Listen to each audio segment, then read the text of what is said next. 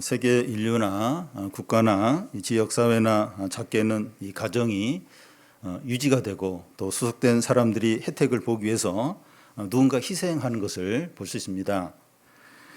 이런 사람들을 영웅이라고 하기도 하고 위인이라고 합니다.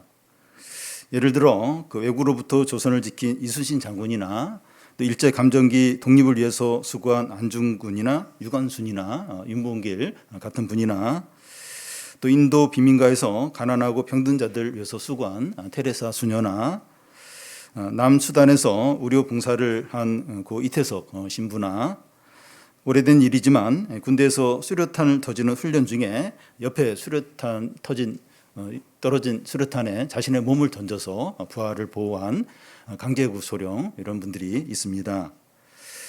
그런데 이런 대단한 희생은 아니더라도 엄마가 자녀를 양육하는 데 있어서 어떤 여자 집사님의 말을 그대로 인용하면 몸의 세포 하나하나가 죽어가는 경험을 한다는 겁니다. 자녀가 그냥 성장하는 게 아니라는 겁니다. 예수님은 어떤 분입니까? 어떤 사람들은 그 예수님을 희생의 모범으로 여깁니다. 예수님이 십자가에서 희생하신 것처럼 우리도 다른 사람을 위해서 희생을 하자는 겁니다. 그런데 엄밀히 보면 예수님은 앞에서 예로든 사람들처럼 희생한 것이 아닙니다. 예수님은 이순신 장군처럼 나라를 구한 것도 아니고 이태석 신부처럼 가난한 자를 위해서 의료 봉사를 한 것도 아니고 강제구 수령처럼 몸을 던져서 부하를 구한 것도 아닙니다. 만약에 예수께서 이런 종류의 희생을 했다면 지금보다 더 많은 사람들이 존경하고 또 사랑을 받았을 겁니다. 무슨 말을 하려고 하는가 하면 그 예수님의 죽음은 일반적인 희생과 본질적으로 다르다는 겁니다. 예수님 일행이 가이사랴 빌립보 지역을 지날 때 예수님이 제자들에게 너희는 나를 누구를 하냐고 물으셨습니다. 베드로가 대답하기를 주는 그리스도십니다 하고 대답합니다. 그러자 예수님이 그리스도인 자신이 앞으로 어떻게 될 것을 말씀하는데 많은 고난을 받고 종교 지도자들에게 버림을 받고 죽임을 당하고 3일 만에 살아난다는 겁니다. 구약 성경이나 신약 성경도 예수님이 고난을 당하지만 영광도 받으신다는 것을 함께 말씀합니다. 그리스도가 영광과 승리를 얻기 위해서는 먼저 고난과 죽음을 통과해야 합니다.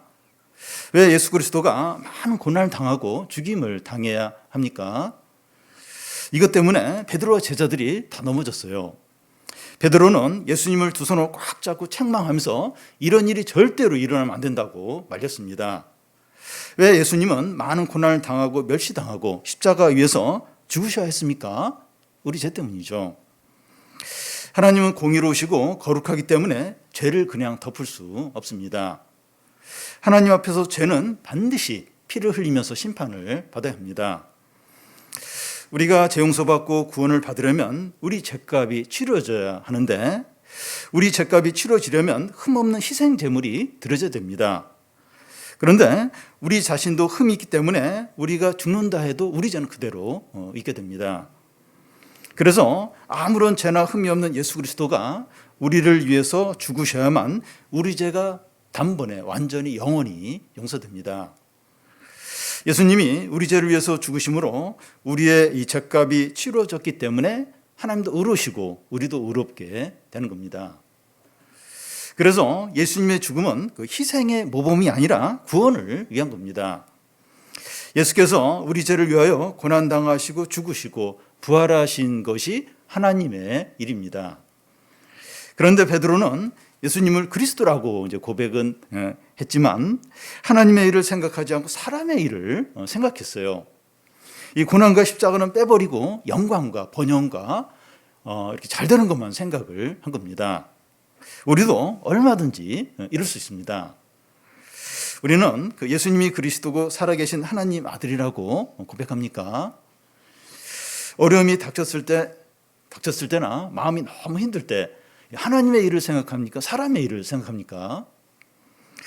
교회에 빠지지 않고 봉사하고 큰 죄를 짓지 않으며 살면 되는 거 아닌가? 골치 아프게 고민을 할 필요가 있는가? 우리가 예수님을 믿지 않는다면 얘기가 달라지지만 우리가 예수를 믿는다면 어떻게 해야 됩니까? 주님이 오늘 말씀을 통해서 이 질문에 대답을 해 주십니다. 34절을 같이 한번 읽겠습니다. 무리와 제자들을 불러 이르시되 누구든지 나를 따라오려거든 자기를 부인하고 자기 십자가를 지고 나를 따를 것이니라. 예수님 일행이 가이사랴 빌립보 지역을 지날 때 예수님과 12제자만 있는 것이 아니라 무리들이 어느 정도 따라왔습니다. 예수님이 제자도로 유명한 이 말씀을 하실 때 누구에게 하시는가 하는 게 인상적이에요. 누구에게 하십니까? 34절 앞에 보면 무리와 제자들을 불러서 말씀합니다. 제자들보다 무리를 앞에 이렇게 두고 있어요. 상식적으로 생각할 때 이 제자도의 말씀은 강해요. 아주 단호하기 때문에 선택받은 12제자들에게만 해당되는 말씀처럼 보입니다. 그런데 제자들보다도 무리들에게 이 말씀을 하신다는 거예요. 무슨 말인가 하면 이 말씀은 예수님을 믿고 따르려는 모든 사람에게 하시는 말씀이라는 겁니다. 이 자리에 있는 우리에게 이게 하시는 말씀이지 목회자나 선교사나 또 중직자나 믿음이 좀 몇몇 사람에게 이 말씀을 이렇게 하시는 게 아니라는 거예요. 누구든지 나를 따라오려거든 누구든지 이 제자도 말씀은 예수를 믿고 따르려는 모든 사람에게 해당됩니다. 나를 따라오려거든 하는데 신앙생활이란 주일날 예배 한번 드리는 것으로 끝나는 것이 아니라 한 주를 살면서 주님을 따라가는 겁니다. 양들이 목자를 따라가듯이 직장이나 학교나 또 누구를 만나거나 그 매 삶의 매 순간 주님을 따라서 이렇게 계속 이렇게 사는 이게 이제 신앙생활입니다. 예수님을 믿는다고 하는 것은 주님을 따라가는 것인데 어떻게 해야 합니까? 자기를 부인하고 자기 십자가를 지고 주님을 따르라는 거예요. 앞에서 베드로가 예수님이 고난당하고 죽임 당한다고 하니까 안 된다고 이제 말렸어요. 그때 예수님은 너가 하나님의 일을 하지 않고 사람의 일을 생각한다고 하면서 책망했습니다. 그래서 베드로가 주님을 따르는데 방해가 되는 것은 사람의 일이라고 할 수 있어요. 그래서 여기서 주님을 따르려면 사람의 일을 생각하지 않아야 한다 이렇게 이제 말해야 될 것 같은데 그렇지 않고 자기를 부인해야 된다 이렇게 말합니다. 무슨 말인가 하면 이 사람의 일의 중심에 자기가 있다는 거예요. 주님을 따르는데 가장 방해가 되는 게 자라는 겁니다. 자기 중심적인 거, 곧 자기 사랑, 자기 자랑, 자기 교만, 자기 주장, 자기 의가 주님을 따르는데 방해가 된다는, 그게 제 방해가 된다는 겁니다. 여기 자기, 곧 자아는 거듭나기 전에 자기 자아를 이제 말합니다. 그러니까 자연적이고 본성적인 자기 자아를 가리킵니다. 태어날 때부터 착하거나 온유하거나 지혜로워서 예수님을 믿고 따라가는 사람 아무도 없어요. 원래 이 사람은 착하니까 그러니까 당연히 예수님 믿고 예수님 따라 그런 사람은 아무도 없습니다. 혈통이나 육정으로나 사람의 뜻으로는 되지 않는다는 거죠. 거듭나지 않은 자기 그 자아는 예수님을 믿는 것뿐만 아니라 따라가는 게 불가능해요. 절대로 그렇게 안 됩니다. 이 자기를 부인하는 거 이게 사람과의 관계에서도 얼마나 중요한지 모릅니다. 이 사람과의 어떤 다툼이나 이제 갈등 문제에서 자기 고집, 자기 주장, 자기 자존심, 자기 유익을 내려놓기만 하면 얼마든지 그런 문제가 해결이 되고 그런 문제가 안 일어날 수 있습니다. 이 자존심을 내려놓고 미안하다 한마디만 하면 해결될 일을 자존심 때문에 끝까지 그러면서 계속 관계가 악화가 되고 그 참 이렇게 힘든 관계가 계속 유지가 되는 경우가 얼마나 많습니까? 자기를 지키려고 하거나 방어하려는 것을 내려놓기만 하면 많은 문제들이 해결돼요. 근데 어떻게 해서든지 자기를 방어하려고 하고 또 자기를 지키려고 하니까 이 관계가 계속해서 어렵고 또 다툼이 있고 갈등이 이제 있는 거죠. 신앙생활에서도 이 자기를 부인하는 게 더더욱 필요합니다. 그래서 성경 곳곳에 자기를 부인하라 하는 말씀이 있습니다. 로마서 6장 6절에 보면 우리 옛사람이 예수님과 함께 십자가에 못 박힌 것을 말합니다. 옛사람 자기죠. 그 자아를 말합니다. 그게 이제 이 자기가 이 옛사람이 예수님의 십자가에 이제 못 박힌 거죠. 갈라디아서 5장 24절에 보면 그리스도 예수의 사람들은 육체와 함께 그 정욕과 탐심을 십자가에 못 박았다고 말합니다. 정욕과 탐심, 자기죠, 자기. 이걸 이제 십자가에 이제 못 박는 거죠. 빌립보서 3장에서 바울은 자기 육체적인 자랑을 쭉 이야기하면서 그리스도를 아는 지식이 가장 고상해서 이런 자랑거리를 배설물로 여긴다고 했습니다.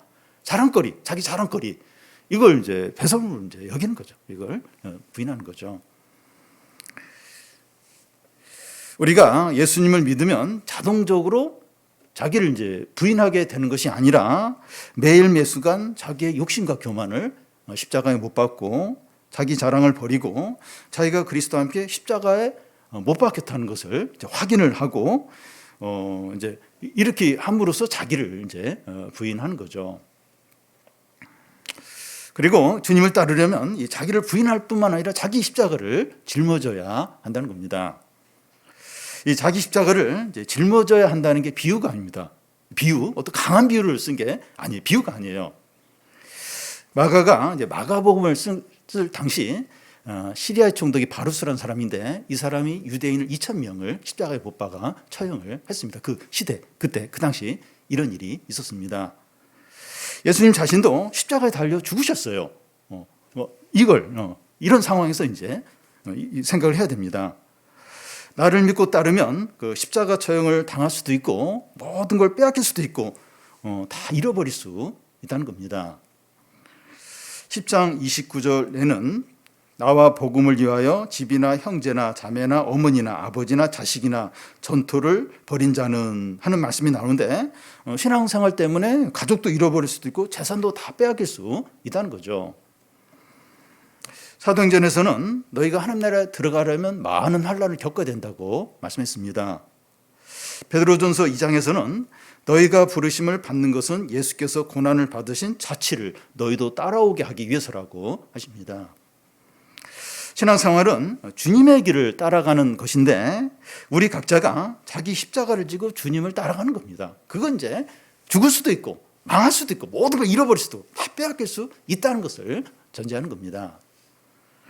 그러면 우리가 자기 십자가를 진다는 게 어떤 의미가 있습니까? 이 넓은 의미로 보면 우리 각자의 어려움을 믿음으로 감당하는 겁니다. 우리 각자마다 다양한 어려움들이 있어요. 어려움 없는 분들은 아무도 없습니다. 예를 들면 자기 자신에게 질병이 있거나 또 병들고 나이 드신 부모님을 이제 모셔야 이제 하거나 또 정서적인 문제가 있기도 하고 또 채무 문제나 또 주택 문제나 취업 문제나 부부 간의 어떤 갈등 문제나 어떤 자녀 문제들이 있습니다. 우리가 해결할 수 있으면 괜찮은데 해결이 어렵기 때문에 계속 짊어져야 하는 그런 문제들입니다. 우리가 이런 어려움을 믿음으로 인내하며 감당하는 것도 자기 십자가를 지고 가는 것이라고 할 수 있습니다. 불평하고 막 침체에 빠지고 막 신앙에서 멀어지고 그게 아니라 이렇게 믿음으로 인내하며 감당하는 이것도 이제 자기 십자가를 짊어지는 거라고 할 수 있습니다. 그런데 좀 더 이제 성경적인 의미로 자기 십자가를 지는 것은 주님과 복음을 위해서 고난을 당하는 것을 말합니다. 청소년들의 경우에는 친구 관계가 너무 중요한데 이 주일날 친구들이 놀러 가자고 하는데 교회 간다고 하면서 못 간다고 하거나 뭐 술이나 담배나 청소년들이 하는 어떤 죄들을 신앙 때문에 거부하면 친구들로부터 왕따를 당할 수 있습니다. 이건 청소년들에게 죽음과 같습니다. 청년들의 경우에 뭐 취업을 이제 알아보는데 연봉이 높은 그 회사인데 주일 격주로 이제 출근을 이제 해야 하거나 또 술집에서 접대를 이제 자주 해야 하거나 또 불법을 가끔씩 이렇게 할 수밖에 없는 이제 그런 어떤 것 때문에 직장을 이제 포기를 해야 하는 경우가 있습니다. 장년들의 경우에는 이제 명절에 모이면 주로 뭐 자녀 취업 문제, 뭐 결혼, 뭐 부동산, 노후자금 마련 이런 이야기를 이제 하는데 평소에 이제 부동산에 이제 관심이 없으니까 아무것도 해놓은 것이 없는 거예요. 이런 외적인 것들이 없으니까 상처를 받고 무시를 이제 당하게 되었죠. 그러니까 장년들 같은 경우는 그게 또 이제 죽으면 이렇게 다들 뭔가 이렇게 해서 막 자랑을 하는데 자랑거리가 없다. 이게 죽은 것 같아요. 청년들은 취업의 문제. 이렇게 취업을 할 수 있는데 어떤 신앙적인 것 때문에 그걸 포기 못해. 이건 뭐 거의 망하는 것과 비슷하죠. 교회 안에서도 신앙이 분명하고 말씀대로 살려고 하는 이 교인을 다른 교인들이 부담스러워하고 피하려고 할 수 있습니다. 예레미야는 꾸준히 하나님 말씀을 전했는데 매맞고 감옥에 갇히고 수없이 죽음의 위협을 받았습니다. 이와 같이 예수를 믿고 따라가려면 자기 십자가를 지고 가는 것이기 때문에 손해보고 고난당하고 잃어버리고 죽을 수도 있습니다. 그리고 예수님을 따르는 자는 자기를 부인하고 자기 십자가를 지고 예수님을 따른다고 하는데 이게 따로따로 이루어지는 것이 아니라 동시에 이루어지고 어떤 일시적인 기간만 그런 것이 아니라 계속해서 그렇게 이제 이런 삶이 지속이 된다는 겁니다. 우리가 예수님을 믿는다면 매 순간 자기를 부인하고 자기 십자가를 지고 일관되게 주님을 따라가는 겁니다. 그러면 이 주님을 따르는 자는 왜 이렇게 해야 됩니까? 어떻게 보면 굉장히 우울하고 부정적이고 망하는 어떤 그런 걸로 확 느껴지는데 왜 주님을 따르는 자는 왜 이렇게 살아야 됩니까? 35절을 같이 한번 읽겠습니다. 누구든지 자기 목숨을 구원하고자 하면 잃을 것이요 누구든지 나와 복음을 위하여 자기 목숨을 잃으면 구원하리라. 이 35절 앞에 왜냐하면 접속사가 원문에 있는데 한글 성경에는 빠져 있습니다.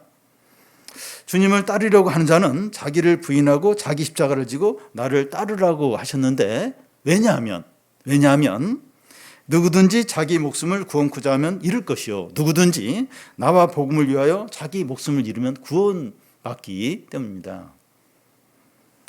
이순신 장군이 한 명언이 있는데 필사즉생, 필생즉사 무슨 뜻인가 하면 반드시 죽으려고 작정하면 살게 되고 반드시 살려고 하면 죽는다는 겁니다. 그러니까 이순신 장군이 한 말과 예수님이 하신 말씀과 이게 비슷한 거예요. 비슷한 부분이 있는 것 같은데 이게 그 실제 내용은 다릅니다. 예수께서 누구든지 자기 목숨을 구원하고자 하면 잃는다 하는데 이런 사람의 예를 성경에서 이제 한번 찾아보면 어리석은 부자 그 비유입니다. 이 사람은 이제 큰 풍년이 들자 많은 수확물을 보관하기 위해서 큰 창고를 이제 지으려고 하면서 굉장히 이렇게 행복해합니다. 자기 영혼에게 노래하기를 열흘 동안 마음껏 먹고 즐기자 이렇게 하면서 막 시를 쓰면서 막 행복해합니다. 근데 그날 밤 하나님이 그에게 나타나셔서 오늘 내가 너의 영혼을 가져가려고 하는데 그러면 그 많은 수확물이 누구 것이 되겠느냐고 묻습니다. 이 부자는 많은 수확물을 당연히 자기 소유라고 생각했어요. 그런데 하나님께서 그의 생명을 가져가심으로 많은 재산은 말할 것도 없고 그의 생명까지도 하나님이 빌려 주셨던 거죠. 하나님보다 재물을 더 의지하는 자가 이와 같다는 겁니다. 여기서 이 자기 목숨을 구원하고자 한다는 것은 많은 돈이나 인기나 사회적인 지위나 대기업 취업이 보장된 인기 학과나 성공이나 외모나 높은 연봉이나 든든한 직장 등이 이 자기의 생명과 구원이 이런 것에 달려 있다고 믿는 것을 말합니다. 대부분의 사람들이 다 이렇게 생각해요. 이런 사람들은 이제 하나님보다도 이런 걸 더 의지하죠. 다 그렇게 생각해. 다 그렇게 많은 재산이나 든든한 직장에 내 생명과 구원이 달려 있다. 이렇게 다 믿어요. 다 믿어. 그러니까 하나님보다도 이런 게 이제 훨씬 더 중요한 거죠. 그러면 어리석은 부자처럼 된다는 겁니다. 누구든지 하나님보다 이런 걸 더 의지할 때 진정으로 망한다는 거예요. 진정으로 망하게 된다는 겁니다. 근데 반대로 누구든지 나와 복음을 위하여 자기 목숨을 잃어버리면 구원받는다는 겁니다. 앞절에서 자기를 부인하고 자기 십자가를 지는 것이 여기서는 그 예수님과 복음을 위하여 자기 목숨을 잃는 것에 해당이 돼요. 그러니까 앞에서 자기를 부인하고 자기 십자가를 지는 거, 이게 지금 여기서 오늘 말씀에 여기 지금 그다음 절 여기서는 예수님과 복음에서 자기 목숨을 잃는 것에 해당이 된다. 그러면 구원을 얻는다는 겁니다. 죽는데 다시 사는 거 역설. 그런데 성경 여러 곳에 주님과 이 복음을 위해서 죽을 때 다시 산다는 것을 말씀합니다. 로마서 6장 8절에 보면 만일 우리가 그리스도와 함께 죽었으면 그와 함께 살 줄을 믿는다는 거예요. 우리가 그리스도와 함께 죽으면 그것으로 끝나는 것이 아니라 그리스도가 다시 부활하신 것처럼 우리도 다시 산다는 겁니다. 빌립보서 1장 21절에 보면 내가 사는 것이 그리스도니 죽는 것도 유익하다는 거예요. 내 안에 사는 분이 그리스도이니까 내가 죽는다고 해서 큰 손해고 망하고 그런 게 아니라 손해볼 게 없다는 겁니다. 그래서 마가복음 10장 그 29절에서 30절을 보면 너희가 나와 복음을 위하여 집이나 형제나 자매나 전토를 벌이고 박해를 겸하여 받으면 내세에 영생을 받지 못할 자가 없다는 겁니다.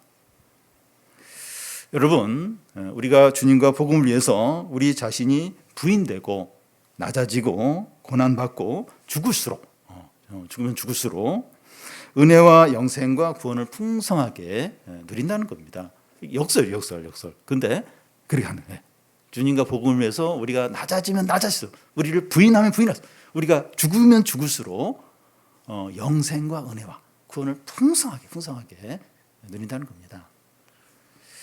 이런 부분은 뭐 세상에서도 이제 이렇게 통하는데 국가의 대통령이 기업의 회장이 이 가정이 프로팀의 이 주장이 겸손해지고 권리를 내려놓을수록 다른 사람 유익을 얻고 풍성해지는 것을 볼 수 있습니다. 우리가 잘 아는 손흥민 선수 이번에 토트넘에서 주장이 되죠. 주장이 원래 이제 골을 잘 넣는 선수인데 계속해서 이렇게 다른 선수들이 이렇게 골을 넣도록 자꾸 이렇게 기회를 주는 거예요. 그러니까 골을 못 넣었던 선수들이 막 골을 넣으면서 그래서 그 팀이 계속 이제 승리를 이제 하고 있습니다. 저는 목사로서 우리 각자의 자리에서 주님과 복음을 위해서 자기를 부인하고 또 낮아지고 죽어서 우리 자신뿐만 아니라 다른 사람들이 은혜와 영생을 풍성하게 누리게 되기를 바랍니다. 우리가 이제 이렇게 하려면 가장 중요한 것이 무엇인가 하는 걸 생각을 해야 돼요. 그러니까 이게 이렇게 하는 게 쉽지 않아요. 그러니까 가장 중요한 게 뭔가 그걸 생각을 해야 이제 이렇게 할 수가 있습니다. 36절에서 37절을 같이 한번 읽겠습니다. 사람이 만일 온 천하를 얻고도 자기 목숨을 잃으면 무엇이 유익하리요? 사람이 무엇을 주고 자기 목숨과 바꾸겠느냐? 사람이 만일 온 천하를 얻고도 자기 목숨을 잃으면 할 때 생각나는 대표적인 한 사람이 알렉산더 대왕입니다. 그는 BC 334년에 22살이었는데 그 마케도니아 왕으로서 그 당시 거대 제국인 페르시아 정복을 떠나서 페르시아를 이깁니다. 또 계속해서 거대 제국인 또 거대한 나라인 이집트도 정복하고 중앙아시아를 다 정복하고 인도까지 진격을 하게 됩니다. 그런데 그는 33세에 또 열병과 또 피로가 누적이 되어서 결국 이제 죽습니다. 온 세계를 정복해놓고 죽어버리면 무슨 소용이 있습니까? 그 부하들이 그 혜택을 다 누려요. 알렉산더가 차지했던 나라를 4군데로 나눠가지고 그러니까 남 좋은 일만 시키고 이제 자기는 이익이 어떤 면에서 없는 거죠. 재산이 수백조 원 중인데 중병에 걸려서 6개월 또 한 달밖에 살지 못한다거나 하면 그 많은 재산이 자기에게 무슨 유익이 있느냐는 거죠. 전도서에 이제 비슷한 말씀이 나오는데 죽은 사자보다 살아있는 개가 낫고 또 죽은 왕보다 살아있는 하급신하가 낫다는 거죠. 살아있는 것 생명보다 더 소중한 건 없습니다. 없죠. 그래서 사람이 무엇을 주고 자기 목숨과 바꾸겠는가? 이 사람의 목숨과 바꿀 수 있는 아무것도 없습니다. 그런데 여기서 목숨을 영혼으로 이제 보는 게 좋습니다. 영어 성경에는 소울 이렇게 소울로 이제 나와 있는데 소울 곧 영혼은 사람에게만 있습니다. 세상의 모든 것들은 일시적이고 사라져요. 그런데 영혼은 사람이 죽어도 사라지지 않고 없어지지 않고 영원히 존재합니다. 이 영혼을 돈이나 사회적인 지위나 인기나 성공이나 업적과 바꾸시겠습니까? 내 영혼은 영혼은 영원한데 이걸 뭐 돈이나 뭐 다른 거랑 바꿀 수 있겠습니까? 그래서 이 영혼이 회복이 되고 건강하고 구원받는 것이 제일 중요해요. 제일 중요합니다. 예수님은 한 영혼을 얼마나 소중히 여기셨는가 하면 군대 귀신 들린 그 사람을 치료하면서 돼지 2,000마리를 희생을 시키셨습니다. 탕자 부위에서 아버지 재산을 다 탕진하고 거지가 되어 돌아온 그 아들을 아버지가 끌어안고 입 맞추고 좋은 옷으로 갈아입고 큰 잔치를 베풀었습니다. 한 영혼이 돌아왔기 때문이죠. 예수님이 세상에 오신 목적은 죄인을 부르러 왔다고 하는데 한 영혼이 천하보다도 소중하기 때문입니다. 한 영혼이 가장 소중하기 때문에 한 영혼을 살리고 회복시키고 구원하기 위해서 큰 대가를 치르게 하십니다. 건강한 분이었는데 죽음 직전까지 가게 하고, 또 잘 나가던 회사가 부도가 나기도 하고, 자녀 문제로 큰 어려움을 겪게 하고, 정서적인 문제로 큰 고통을 겪게 해서 영혼을 이렇게 구원하는 경우가 얼마나 많은지 모릅니다. 영혼이 건강하고 구원받아야 돈이 있고 집이 있고 공부를 잘하고 재능이 있는 게 다 의미가 있죠. 다 의미가 있습니다. 영혼이 병들거나 구원받지 못했다면 아무리 돈이 많고 또 사회적인 지위가 있고 유명하고 모든 좋은 것을 다 가졌다 해도 그는 아무것도 없는 가장 가난한 사람이라고 할 수 있습니다. 여러분, 사람이 죽어서 화장을 하게 되면 한 줌의 가루만 남아요. 가루. 이게 세상의 모든 좋은 것의 본질이라고 할 수가 있습니다. 반대로 이 가진 것이 없고 모든 상황이 불안하지만 영혼이 건강하고 구원을 받았다면 모든 것을 가진 진정한 부자라고 할 수 있습니다. 왜냐하면 이 천하보다, 영혼이 천하보다 더 소중하기 때문이죠. 영혼을 구원해 주시는 예수님과 복음이 이렇게 소중한데, 소중한데 세상에서 주님을 부끄럽게 여길 수 있다는 거예요. 사람들이 그렇게 부끄럽게 여길 수 있다는 겁니다. 38절을 같이 한번 읽겠습니다. 누구든지 이 음란하고 죄 많은 세대에서 나와 내 말을 부끄러워하면 인자도 아버지의 영광으로 거룩한 천사들과 함께 올 때 그 사람을 부끄러워하리라. 시골에서 엄마가 서울에서 직장 생활을 하는 아들을 위해서 음식을 준비해서 좀 싸가지고 올라왔습니다. 아들이 사는 오피스에 왔는데 문이 잠겨 있고 전화해도 연락이 안 되니까 아들이 근무하는 회사 위치를 아니까 가서 이제 아들 얼굴도 보고 직접 전해주려고 그 회사를 찾아갑니다. 그 아들이 한참 일하고 있는데 직장 동료가 어머니가 찾아왔다고 알려주는 거예요. 아들이 이제 나가 보니까 시골 아줌마 복장을 한 엄마가 이제 주전자 뭔가 이렇게 쌓아와서 환하게 이제 웃으면서 서 있는 겁니다. 그런데 아들은 엄마를 보자마자 왜 여기까지 왔냐고 하면서 화를 벌어내는 겁니다. 아들은 누추한 엄마의 모습이 부끄러운 거죠. 부끄러운 겁니다.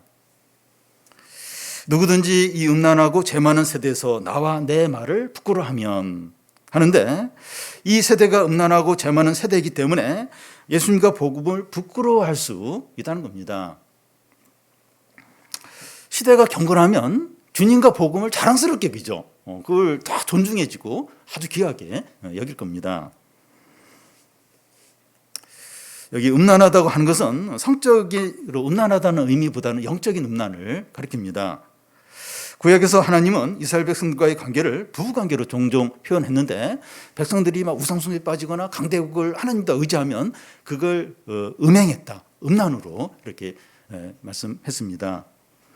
그래서 음란한 세대라고 하는 것은 하나님 자리에 다른 것을 두고 하나님처럼 섬기는 것을 가리키죠. 뭐 대박을 터뜨리는 것이나 뭐 부동산이나 외모나 또 쾌락이나 디지털 콘텐츠들이 하나님 자리에 앉아 있을 때 영적인 음란이 됩니다. 영적으로 음란한 세대니까 성적인 음란을 포함해서 온갖 죄악과 불의와 불법이 가득해지는 거죠. 시대가 이러니까 주님과 복음을 부끄럽게 여기기가 쉬운 겁니다. 여기서 이제 부끄럽게 여긴다는 것은 상관없게 여긴다는 의미입니다. 베드로가 예수께서 재판받으실 때 대제사장 집에서 예수님을 모른다고 3번이나 이제 부인을 하게 되는데 예수님을 부끄럽게 여기는 거죠. 예수님과 나와는 상관이 없다. 상관이 없는데 왜 자꾸 관련을 시키냐. 그러면서 막 이렇게 부인을 이제 했던 거죠. 바울도 예수님과 복음이 부끄럽게 여겨지려고 하는 유혹들을 여러 번 느낀 것을 이렇게 우리가 알 수 있습니다.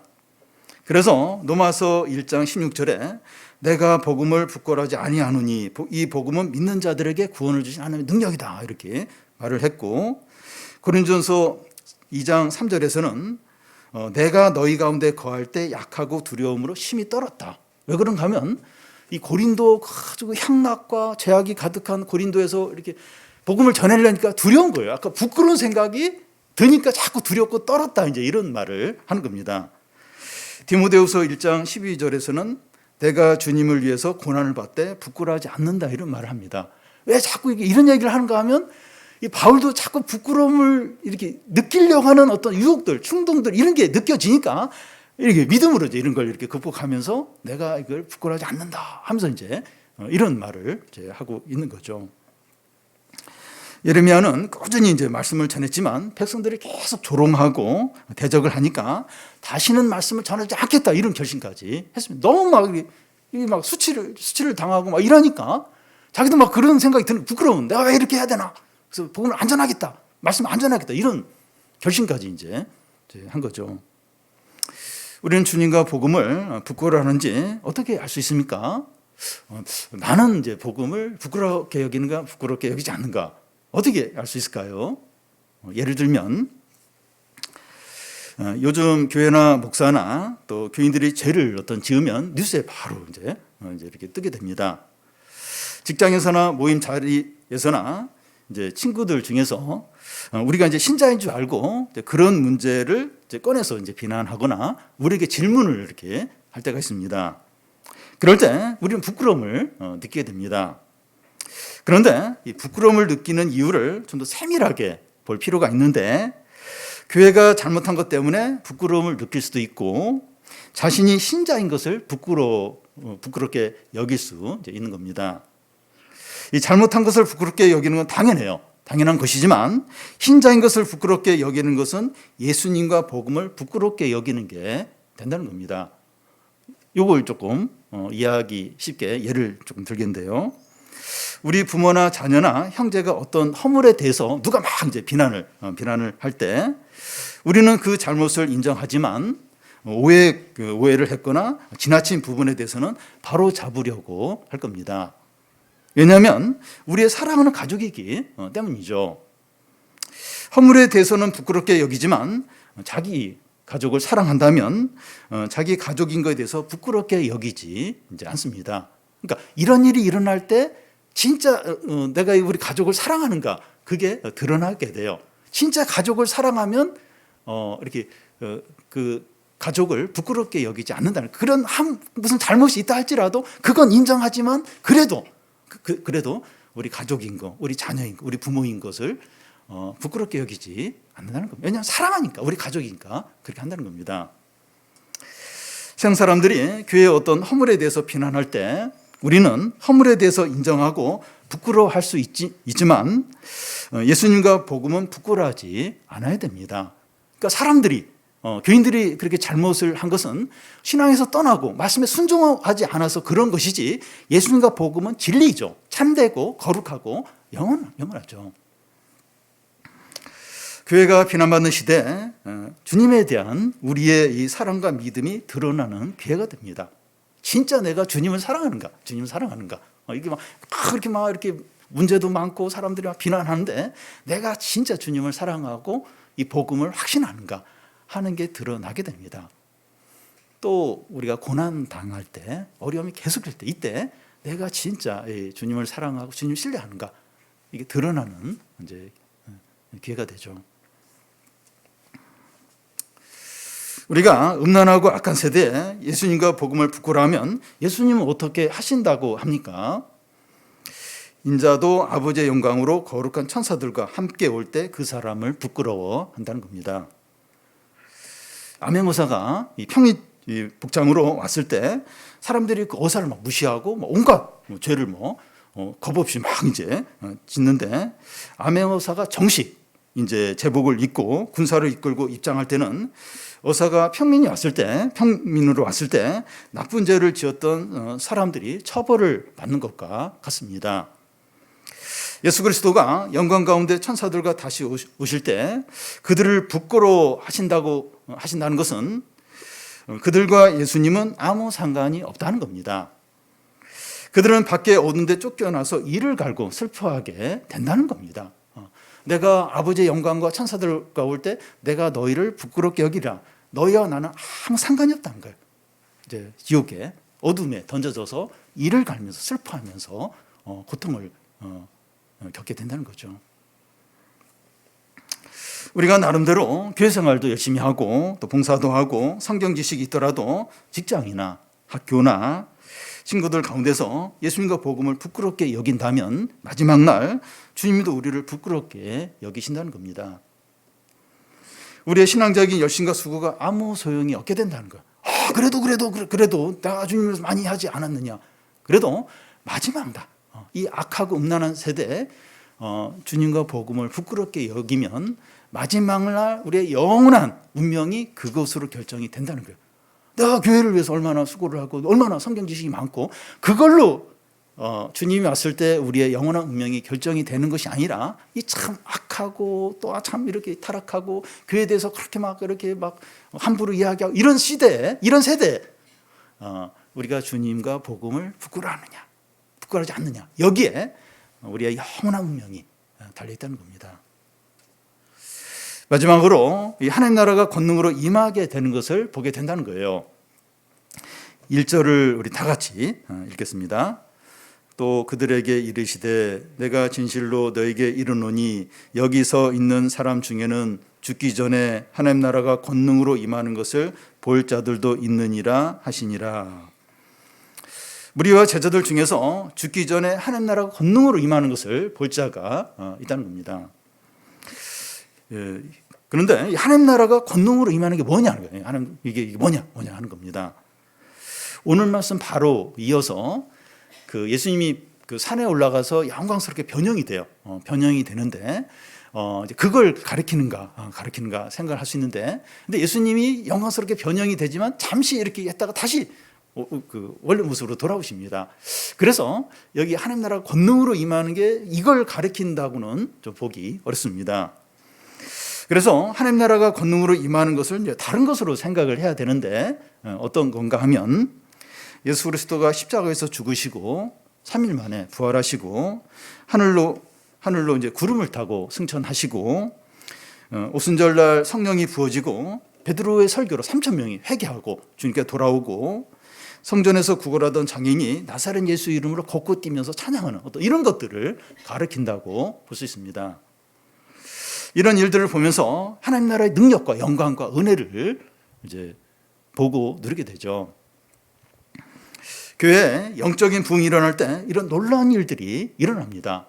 하나님 나라가 실제하구나, 하나님 나라가 이렇게 영광스럽구나, 이렇게 은혜스럽구나, 이렇게 능력이 있구나. 이걸 이제 교회가 영적으로 부흥할 때 이런 걸 이제 막 경험하고 누리게 되죠. 그러니까 하나님이 생생하게 느껴지는 거예요. 사람들이 막 변화가 되고 거듭나고 기적이 나타나고 하나님 나라가 실제하고 하나님 나라의 능력과 영광을 막 이제 이렇게 느끼고 이제 경험하게 되죠. 그러면 어떤 사람들이 하나님 나라의 영광과 능력과 은혜를 보고 누리게 됩니까? 주님을 믿고 따른 자들이에요.